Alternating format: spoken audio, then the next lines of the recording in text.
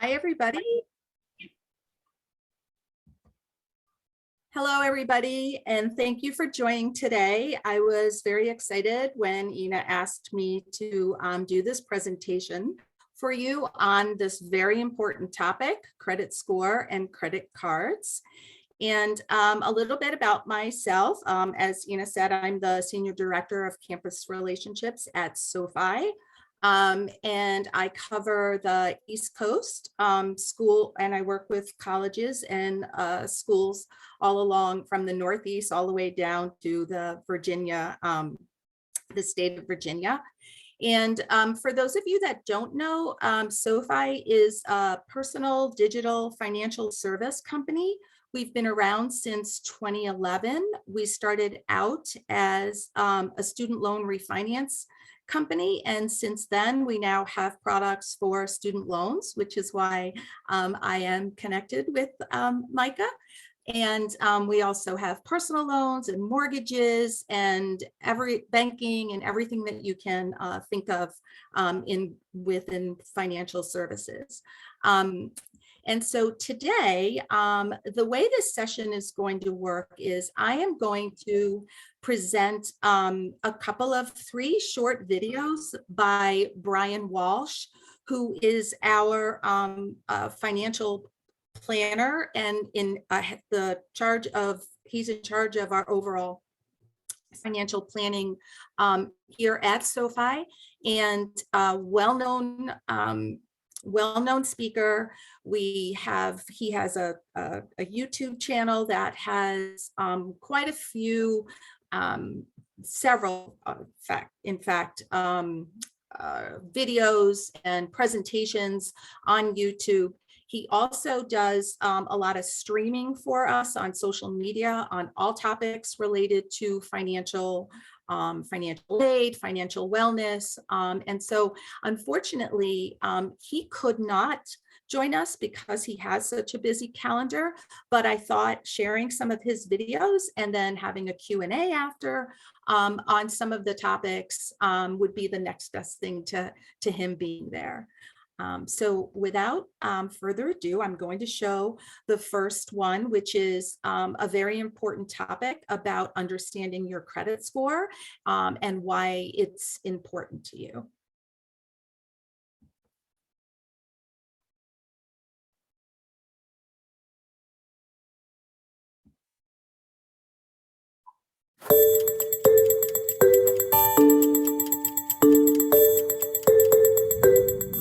As we work with members, many of them have questions related to their credit score. At the end of the day, it ends up seeming like this 3-digit number that kind of hangs over their head and impacts various aspects of their financial lives, but they don't fully understand what their score is, how it works, and what are some actions that they can take to ultimately maintain or build a healthy credit score. So in this video, what I want to talk about is why your credit score matters, really how that credit score is determined, and then what some of those things that you can do to kind of keep your mind on building healthy credit habits and therefore having a healthy credit score over time. For background, before we get started and jumping into the topic, my name is Brian Walsh and I lead the financial planning team here at SoFi. I am a certified financial planner, but keep in mind, I don't know enough about your personal circumstances or situation for this to be financial advice. Think about this more as, high-level education or guidance. And then if you want to dive into your specific circumstances, you can always schedule a call with a financial planner and dive into those circumstances yourself. So let's get started with why a credit score matters. At the end of the day, people that I talk to, they end up knowing that their credit score exists. They know why it's important. But ultimately, credit score can have an impact in a handful of different ways. Number one, it can impact whether or not you get access to a loan or any other types of debt, whether it be mortgage, credit cards, student loan refinance, you name it. Number two, it can ultimately impact the terms of debt that you get if you get approved. So it could impact things like the interest rate, how much they're willing to borrow you, those types of things that could either make it easier or harder for you to manage your debt picture. Number three, sometimes it can impact your ability to rent an apartment if the landlord runs a credit check. And number 4, depending on your industry, it could also impact your ability to land a job. Let's say, for example, the financial services industry, which I'm a part of, would have a different perspective on credit than maybe some other industries. So there's a variety of different ways that it could impact your overall financial life and your broader personal life. When it comes to credit scores, really there are 2 common credit scores that we see impact people most often. Number 1 is FICO, and number 2 is VantageScore. So the FICO score, honestly, FICO and credit score get used interchangeably a lot. It's going to be the most common credit score that's used by lenders as they're reviewing your credit profile. So we could look at this as probably being the most common and one of the ones that you may want to pay attention to understand as you're going through the borrowing process. VantageScore, on the other hand, is a little bit newer than the FICO score, and it has some advantages related to providing broader coverage for people to have a credit score, and also providing a credit score to people earlier on in their financial lives than what may be available with the FICO score. In either case, the credit score, whether it be FICO or VantageScore, is essentially going to provide an overall objective measure about your credit behavior in the past related to how you borrowed and repaid and managed your debt. For both of these types of credit scores, there's going to be some common components that are going to impact each one of these credit scores. Number 1 would be payment history. So a payment history is essentially going back and looking at, did you pay your debt obligations and, quite frankly, some utility obligations, depending on if they report them, on time and in full. And your payment history under different models is typically going to be the highest weighted component. So it's one of those components that can take some time to build up and recover from missed payment, but it also aligns with very responsible financial behavior in general. Typically, we look at automating as many bills as possible, so that way we don't run the risk of forgetting or making mistakes and impacting that payment history amount. The next component that is applicable to different credit scoring models would be your credit utilization. Essentially, your credit utilization is looking at your revolving debt. How much revolving debt do you have access to, and how much are you currently using? So an example of this, let's say you have a credit limit of $10,000 and you have a balance of $1,000. Your credit utilization ratio would be 10%. There's a bunch of different ranges that are considered as looking at what's a good credit utilization ratio versus what's one that needs a little bit of improvement. At a high level, if you're looking at one specific number, it's generally thought of that 30%. Less than that is something that you certainly want to try to get below. But it's also something that as you get it lower, that can be advantageous from not only a credit score perspective, but also from an overall personal finance perspective, because typically revolving credit comes with higher interest rates and maintaining that debt can be pretty costly. The third component that would be common across different credit score models would really be the length of your credit history or the age of your credit history, and then the mix of your credit. So there's different types of debt that you could have. You could have installment debt or you could have revolving debt. And typically the scoring models view a healthy mix of the two as indicating that you are able to manage your overall borrowing behavior. Similarly, looking at the average age of your credit, longer tends to be viewed more favorably because it shows that you have a longer track record and exposure to managing different types of debt. The fourth component that would be common to the different credit scoring models would be credit inquiries. Now, when we talk about credit inquiries that impact your credit score, these are going to be hard credit inquiries in which your credit file is pulled. And typically, these credit inquiries end up having a relatively short-term impact on your credit score, and that impact ends up being reduced over time until it eventually goes away. So keeping in mind, it may be something where you want to keep in mind that credit inquiries do have an impact on your credit score as you're going through the process of obtaining debt in the future. Fifth, we would look at the component of derogatory marks. So this could be, a perfect example would be bankruptcies, foreclosures, things like that. And essentially these marks can follow you around and impact your credit score for longer periods of time. and have an impact over time that you would, generally speaking, want to try to avoid. So now that we understand, hey, what are the different types of credit scores out there? What makes up, my credit score?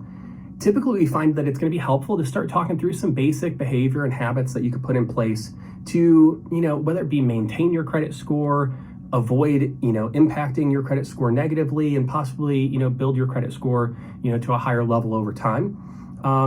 Depending on your credit score situation, they may have different impacts, but we look at these as kind of general responsible borrowing habits. So number one mistake to avoid would be missing or making late payments on your debt or utilities that report to the credit bureaus. Again, going back to the comment we made earlier, it could be a good idea to automate your bill pay so that way you can kind of not worry about manually making that payment and accidentally missing a payment or making a late payment, because this can have a rather large impact to your overall credit score. Number two, another common mistake that we see people make would be just defaulting to closing out old accounts. That could impact the age of credit, it can impact the utilization ratio, it could impact other aspects of your credit score. Not saying you should never close out old accounts, just saying that you should think through the ramifications and then decide whether or not it's a good idea to close out your old accounts. Sometimes it's a good idea, sometimes it's not a good idea. It's about making that deliberate decision rather than just defaulting to closing out those old accounts. Another common mistake that we see people make that impacts their overall credit score would be playing the rewards game. Let's face it, credit card rewards points can be amazing to get. It kind of feels like a game where I get the rewards, I maximize them, I get the sign-up bonuses, things like that. The challenge here is it can impact different aspects of your credit score and your overall finances. Number one, if you have to spend certain amounts that you wouldn't spend in order to maximize those rewards, then that can lead to higher balances, higher interest payments, and those higher balances could impact your utilization ratio. Number two, this could impact your average age of credit, it can impact your new inquiries, and it can impact your mix of credit. So it's important to make a thoughtful decision when it comes to what credit card you're using, when you're getting new credit cards, and why are you using those credit cards, rather than solely focusing on those rewards points, because there can be a downside to rewards points. Number four, a common mistake that we see people make that impacts their overall credit and credit score would be forgetting to review their credit report on an annual basis. You can access your credit report for free on an annual basis, and honestly, sometimes there are mistakes in your credit report that could impact your score. Maybe an account is double counted, maybe there's an incorrect late payment on your credit report, you name it. That's why it's always important to go in there once a year, review your credit report, and make sure that everything is going to be accurate, because you don't want to have a mistake or random information that's not true end up impacting your credit score and therefore your ability to borrow money or the interest rate that you pay.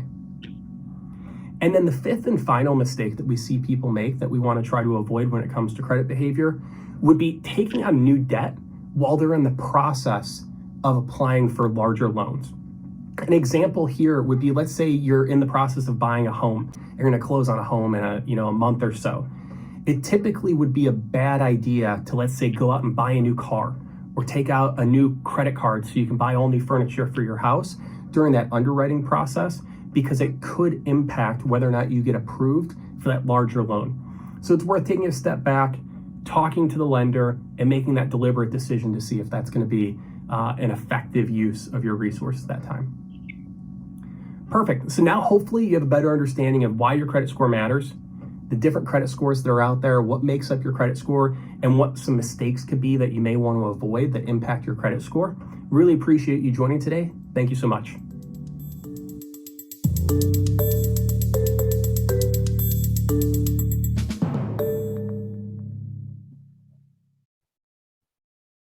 Okay, 1 second. Let's get out of this screen.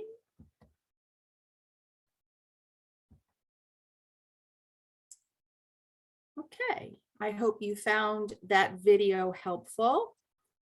And just you can enter in the chat. How many of you is that the first time that you've actually listened to or read anything about a credit score and the importance of it?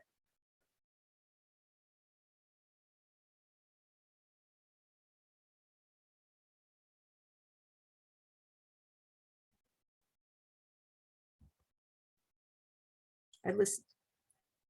That's awesome.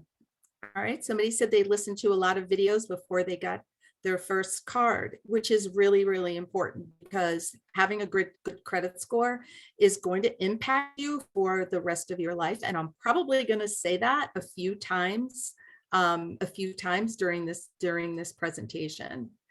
So let's do a couple of Q&As. Hi, Anne. Sorry to interrupt. There is still something showing on the screen that is blocking the slides.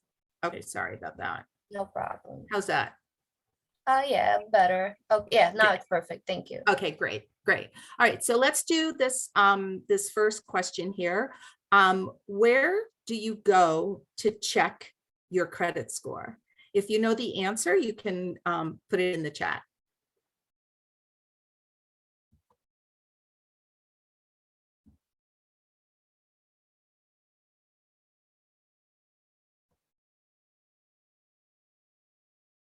Somebody want to take a guess or? Awesome, that's a good guess. One of the big three credit agency, Experian, perfect. Aren't there like websites that claim to report your score? Okay, so Equifax, great. All right, so there is one website and it's annualcreditreport.com where you can go and get all 3 copies from all 3. Whoops, I just gave the answer to another question, but to all the different credit report companies that are out there.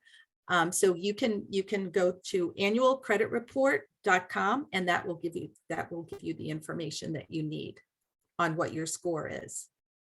All right. All right, so I kind of gave this away. How many major credit bureaus are there? Perfect. Awesome. Yeah. 3, Equifax, Experian, and TransUnion. And they all use a little bit different criteria. So your score could be a little different here and there, but not it's generally around the same range, but depending on what formula they use, and some of them have a little bit different spin on each of the formulas. So, but great. All right, next, how often should you check your score? Now this was part of, let's see if you're paying attention because this was part of the presentation. Right, you can check it for free once per year. So every year you should put it on your calendar to check your credit score. And one of the reasons, as Brian said in his presentation, is because there could be mistakes on it, right? And you don't want anything to impact you later on in your life because there are derogatory things on your credit that you may have nothing to do with you. Could be an error, somebody having the same last name. So great. And what do you think is a minimum credit score to have to qualify for most loans and credit? So I have this bar on the bottom here, which shows a 789 as being an excellent credit score. But if you had to guess, what would you think would be a minimum credit score to have to qualify for most loans and credit cards? Very good. Perfect. You guys are great. Yeah. So a score in the 600s will at least allow you to qualify for a loan or be able to open a credit card. Now, what kind of rate you will get will definitely have an impact of how high your score is. And can you guess the national credit score average? If you guys are doing great with your guesses. Okay, April Lee said 600, 680. Pretty close. In 2022, the average American has an average credit score of 716.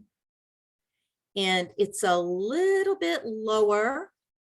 It's in the high 6s. So those of you that guessed 681, or 680, generally people between the ages of like 22 and 29 have a credit score in the high sixes. And that's because too, they haven't really borrowed that much, or they really don't have that much credit to build up their credit score. Okay, so I hope that was helpful. Let's go on to the next. The next video is going to be a little bit shorter. It's probably only about 5-6 minutes. And this is, when do you decide whether it's a good idea to use a credit card, a debit card, or to just use plain old cash?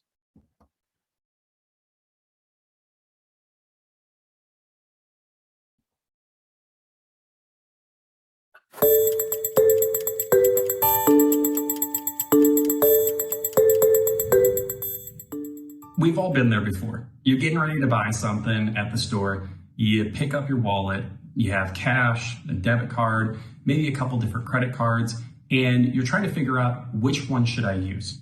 You might grab the first one that you see, or you might have a specific plan in place on which one you should use over the others. In this video, you're going to learn about the key factors to consider when you're deciding how to pay for your different purchases.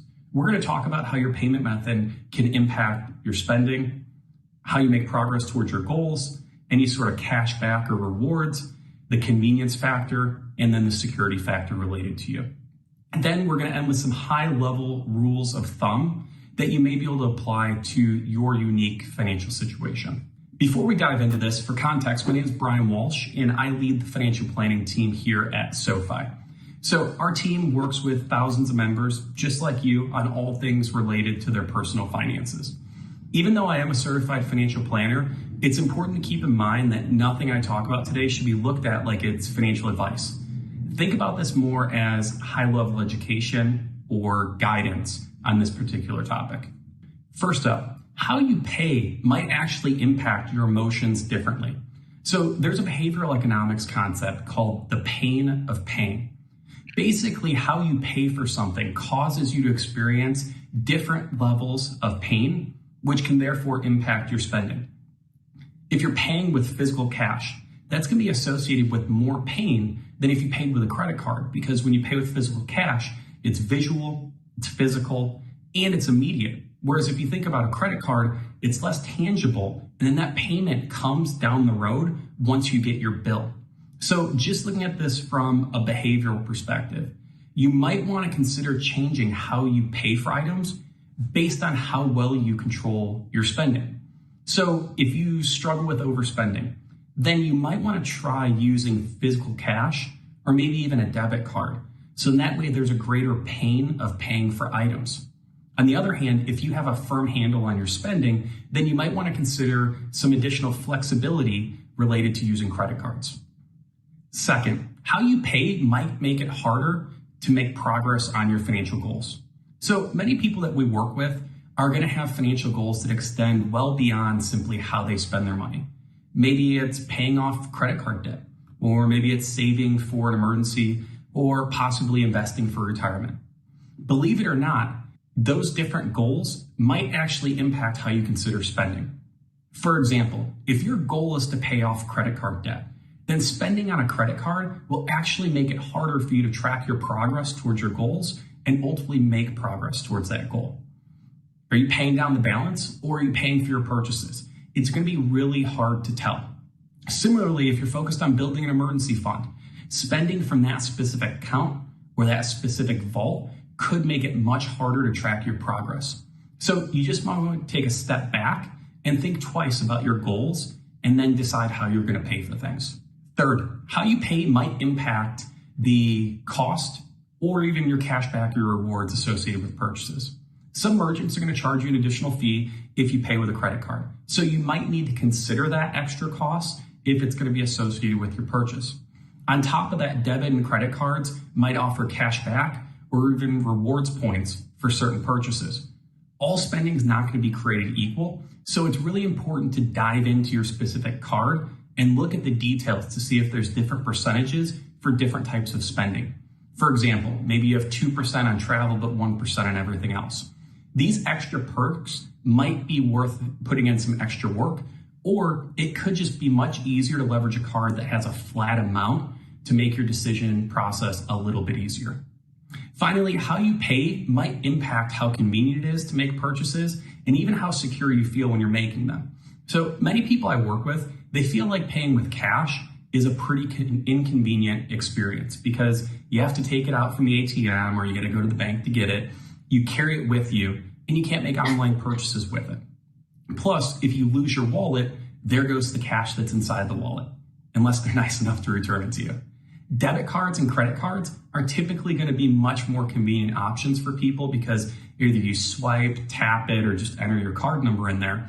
And then from a security perspective, many debit and credit cards are going to allow you to freeze your card and then dispute any fraudulent charges that may occur.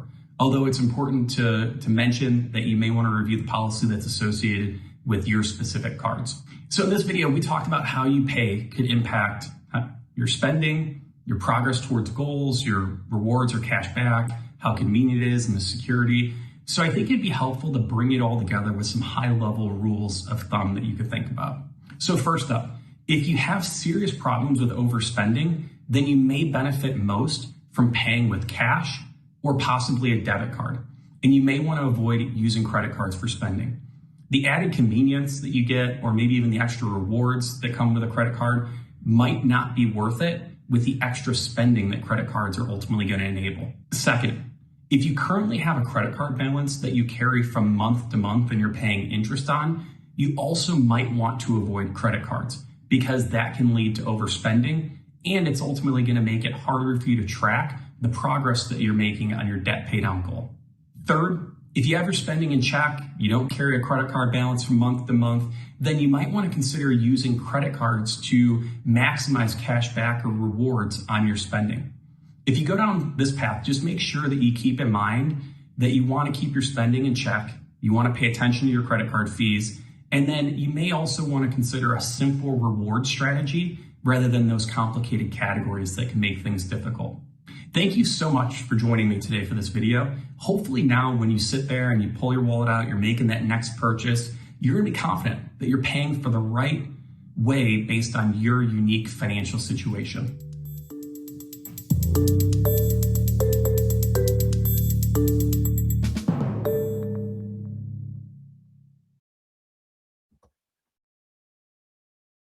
Great. I hope you found that video helpful as well. Brian has a great way of breaking things down as simple as possible. So in the chat too, how many people have at least one credit card?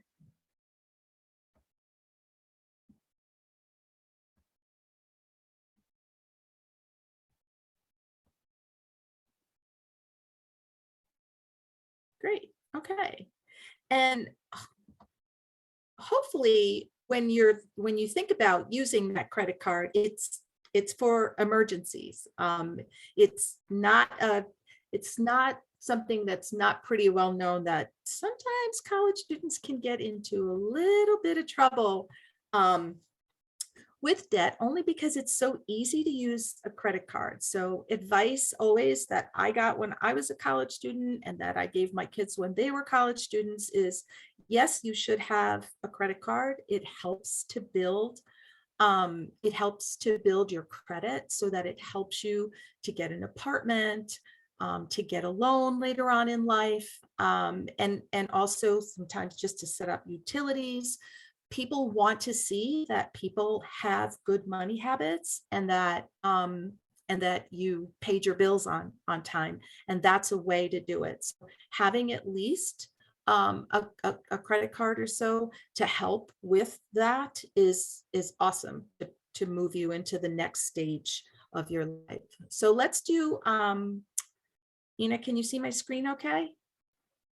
Yep, it shows perfect. Okay, great. So let's go into the next set of couple of questions. And you can answer in the chat.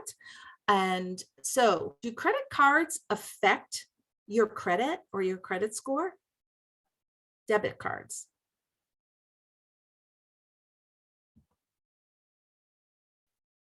Correct. Great. It doesn't. And one of the reasons for those that didn't answer, because it's debit, you're actually using your own money. So it does not have any impact at all on your credit score. Next question. What do you think are the two most common mistakes that college students make when they use credit cards instead of debit or cash?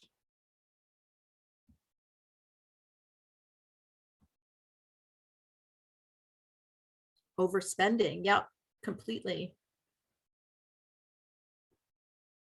Forgetting to pay on time and overdrafting, and they max out. Right. You guys are good. So one of the things, though, is also it's okay to have a credit card, but if you can make a payment in full of what you spent on that credit card every month is the best thing. But if you can't, don't just pay the minimum, right? Pay more than the minimum. And why is that? Because you're getting charged interest on whatever you're charging, and it ends up costing you even more money. Make sense? And then the next question is, whoops, sorry, my chat opened up. What do you think might be some of the reasons why cash debit is better than credit while you're enrolled in school? And there are really no right or wrong answers here.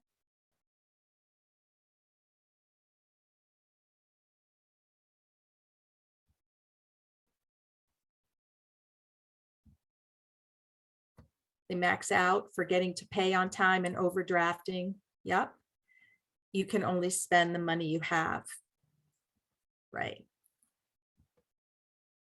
But accrued interest also adds up on your credit cards, right? When you use while you're enrolled in school, it's better to not have all that extra interest, as I mentioned before. Then you end up paying more for something, and this is you guys know this, you end up paying more for something than what it was actually worth. But it also makes it easier to budget and stick to a budget when you use your cash or your debit card. And it also keeps your debt in check, right? For those of you that are using student loans in order to pay for school, you're going to have student loan debt when you graduate. You also don't want to add all this additional debt on top of that from your credit cards from the 2 or 4 years that you're enrolled in school. Yeah, and it definitely builds good spending habits when you can see and actually budget what you're spending your money on. Correct. Okay, so a little bit of advice now next on how to choose the right credit card for those of you that have a card and are using it, but for those of you that may not have a card, or those that are not maybe happy with the credit card that they have and might be looking to close that out and open another one, this advice I think that Brian's going to give is going to be helpful on how to choose the right card.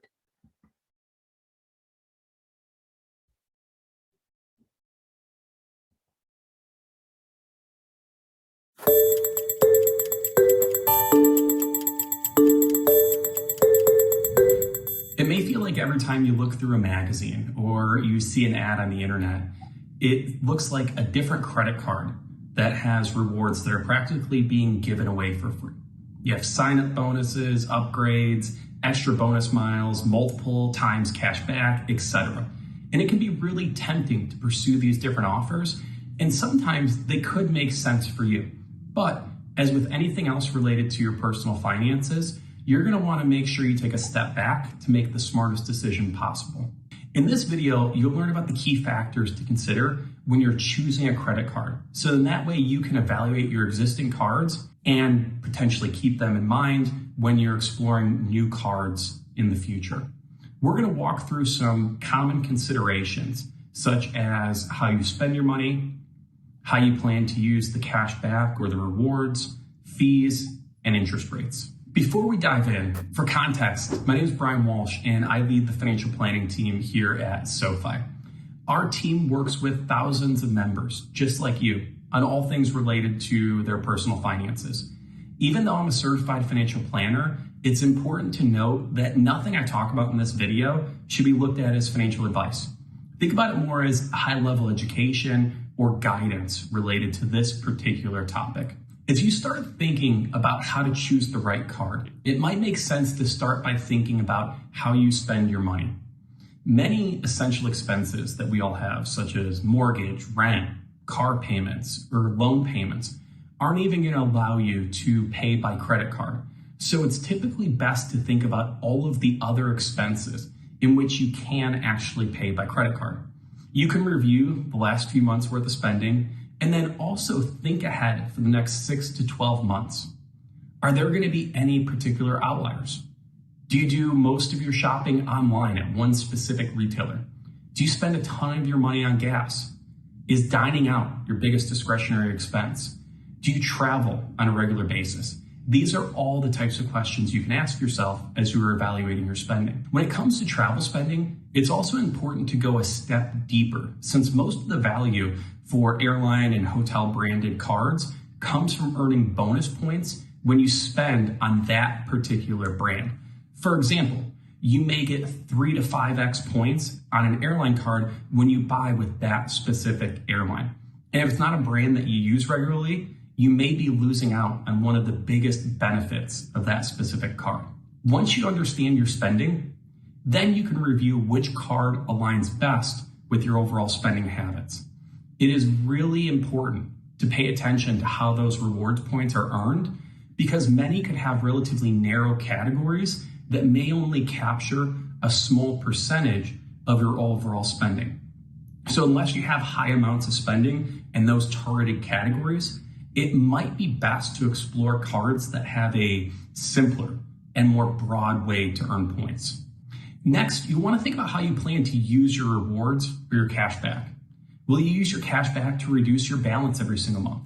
Do you have any other goals like saving, investing, or paying down debt that you're going to apply that cash back towards?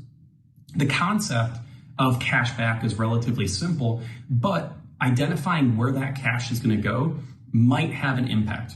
For example, if you plan on putting the cash back to work by investing or even paying down specific types of debt, then it might lead you to cards that offer a better redemption in those specific areas. For rewards, you should plan to compare the options by converting the value of the rewards to cash.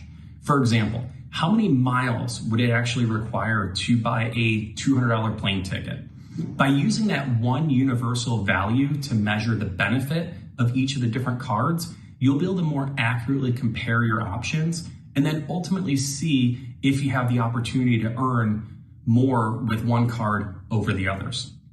If you do choose a travel rewards card though, you want to make sure that you choose a brand that you use on a regular basis. It might be tempting to go with a card that's offering the most generous sign-up bonus, but if it's an airline that doesn't even have a hub in your preferred airport of choice, then you're going to have a really hard time to actually gain the value from those miles. Finally, you want to think about interest rates and fees. Not every reward card comes with an annual fee, but most do. And rewards cards often come with much higher APRs than non-rewards cards. So you're going to want to be conscientious about how much it's actually costing you to have that card and ultimately earn those rewards to factor these both into the calculations. So you may find that the annual cost between fees and interest is as much or even more than the rewards that you'll actually earn from it. If that's the case, then you might want to continue looking for a better option. Also, when it comes to interest, rates on credit cards are typically higher than many other types of debt. That's why it's a good idea to pay off your credit card in full and on time every single month. That's going to help you avoid paying interest as well as additional fees. If you do carry balances from one month to the next, then the interest rate on cards becomes a much more important factor in your analysis because it'll impact your costs. So bringing it all together, start by looking at your spending. If you have some outlier categories, then it might make sense to explore options that reward spending in those specific categories. Whereas if your spending seems to be spread out all across the board, then a simple, flat cash back might be beneficial. Next, look at how you plan to redeem your points. Even if it's cash back, think about where that cash is going to go. And then if it's rewards, make sure that you calculate out a universal value so you can easily compare the options. Finally, consider fees and interest rates. Fees can quickly diminish or eliminate the value that comes with points and rewards. And interest can be especially costly if you carry a balance from month to month. Now that we went over the basics of how to choose a credit card, you can apply it to your own situation. Are you getting the most bang for your buck with your current credit cards? And how do new cards that you're exploring compare when you're using this type of framework? As you explore your options, feel free to check out the SoFi credit card. You can earn 2% unlimited cash back when you redeem it to save, invest, or pay down an eligible SoFi loan. You can even redeem it directly into cryptocurrency with your SoFi Invest account.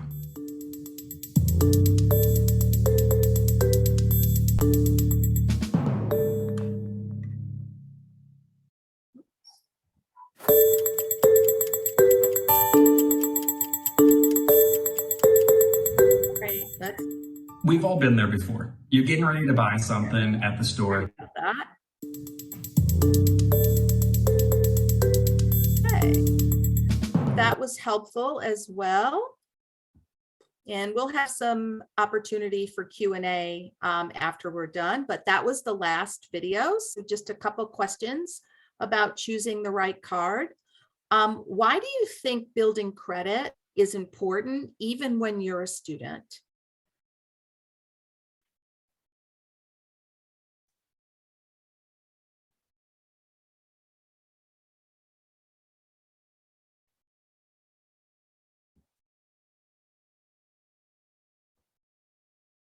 So good spending habit building to get an apartment or a car later, perfect, because credit history matters. So you have to have it when you need to make big purchases. Without credit, you're limited to what you can get, right? It makes it easier when you graduate to get a job, rent an apartment, get insurance, and set up your utilities. And we talked about that earlier too. How many credit cards do you think a college student should have if they have to have one?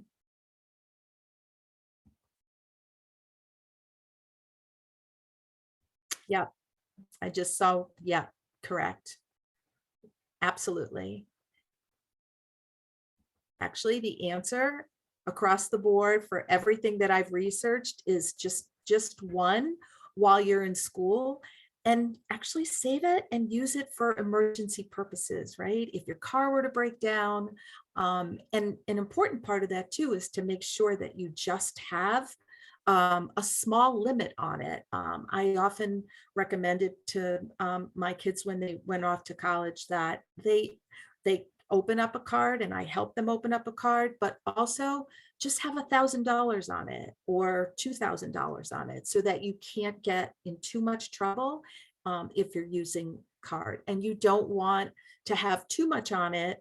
In fact, some of the things that I read said just start it with a $500 balance, and then once you keep paying that off in full, it does help to build your credit score by doing that. And then what do you think is the #1 issue facing most college students today? Right. Debt. Completely. Yes. Debt. And a lot of that is because of the student loans that you are taking out while you're enrolled. And so, as I mentioned earlier, you don't want to add on a whole bunch of extra debt through credit cards if you don't need to, because when you graduate, you're going to be concentrating on paying off those student loans. So I think I put together this slide here just to say, if you are looking to get another card, or just maybe you're not happy with the one that you have, or you don't have a credit card and you're thinking about getting one, try to find one that has, as Brian mentioned in his presentation, that a lot of these cards charge a fee every year. Research and try to find one that doesn't have an annual fee, that makes sure that it reports to all 3 credit bureaus. So these are things that you can also ask a credit card company when applying for a credit card, that there's low fees, right? So there might be times where you do accidentally, pay it late. Or I always say, and I've done this with my own credit too, like I set it up so that it automatically pays right out of my my debit account, only because I put it on that date and then I can set it and forget it, and I don't have to worry about sitting down and actually writing a check or making the payment. It automatically comes out on the day that it's due. But you also have to be careful about cards that only offer a minimum grace period. So you will be hit with harsh repayment, late fees, and penalties if you pay late on a card. I've seen it as much as 25 or 30% of what's owed, and it's significant. Make sure you, like I said, have a low balance. Students should sign up for cards that don't allow them to get too deep in debt. So as I mentioned, start off with 500 or 1,000, and don't allow yourself to spend more than you can afford to pay. And then these are some stats that I found through some very worthwhile sources that I thought were interesting, and that you would be curious about. So of college students with credit cards, 36% have 1,000 or more in credit card debt. On the average, the monthly credit card balance for a college student is about $1,400, and that came from a Sallie Mae survey. 18% of students have used credit cards to pay for college expenses. So that can be a little scary at times. Over 55% of recent college grads admit to not using a budget during college. That should be a wake-up call that it's important to budget every month at least, and write down everything that you're spending your money on. Recent college graduates that did use a budget while in college ended their college career with approximately $7,000 less in debt than those that did not. So that is a significant amount of money when you think about a whole college career and having $7,000 in credit card debt when you graduate. It's significant. 42% of recent college grads who were stressed about their college finances say they incurred too much debt while they were in college. Again, another important reason of why it's important to budget and only use credit cards in an emergency situation.